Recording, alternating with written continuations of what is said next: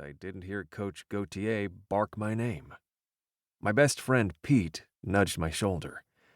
Anger sat below the pity in his eyes. "Coach called you in."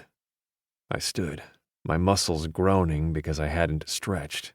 I met each teammate's gaze on my way toward Gautier's office, giving them ample time to question me.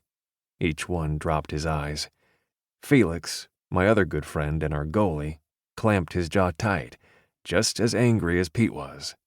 The rest of the guys, they might hate me too. I'd cost us a playoff game. They had every right to be angry. I opened the door, my heart in my throat. Without Shannon, hockey was all I had left. But I'd fucked it up out there. Badly. "You'll get a suspension," Gautier said, his voice growly as he struggled to remain calm.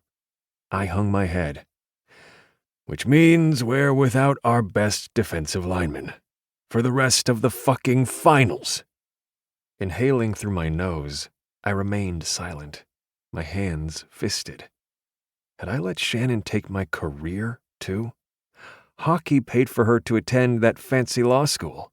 My salary paid for the loft, her sweet little Mercedes.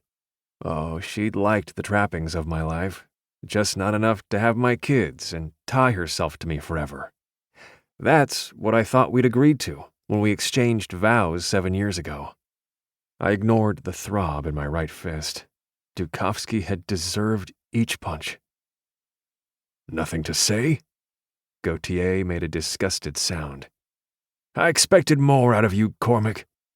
He glared as I clenched my jaw. "I fucked up." Gautier leaned forward. "No kidding. That's why I'm considering the request that came in for you. You might be a dominant player, but you may have well cost those guys out there a championship, all because of one mouthy rookie." I swallowed again. "It's to the expansion team," Gautier continued, his face reddening. "Before tonight, I never would have put your name on the list. Now you're a liability." I dropped my gaze. Yeah, I was. And Dukovsky could end up with the cup because I'd loved the wrong woman. "All year you've been hot-tempered, unable to keep your head in the game." Gautier shook his head. "That's not the player I signed on this team, and that's not a man I want here." I nodded once, not lifting my gaze from my skates. This was worse than signing the damn papers. This was my career. "Don't bother suiting up anymore.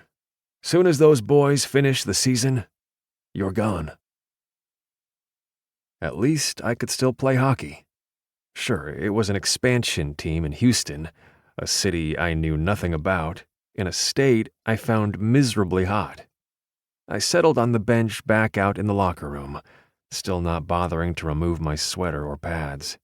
I stared at my skates and waited for the rest of the guys to clean up. Once the locker room was empty, I removed my gear, my hand lingering on my sweater before I balled it into the laundry bin. I took a long shower, hoping the heat would release the ache of the lactic acid built up in my legs. No such luck. I dressed with methodical precision and exited the building with my head down. My car was an older model SUV I'd had for the last 7 years. I'd never gotten myself something new. Instead, I'd bought Shannon a car. As I approached, Pete leaned against the side of it, looking relaxed. "Guess it didn't go well with Gautier," he said. "He's sending me to the expansion team." Pete cursed.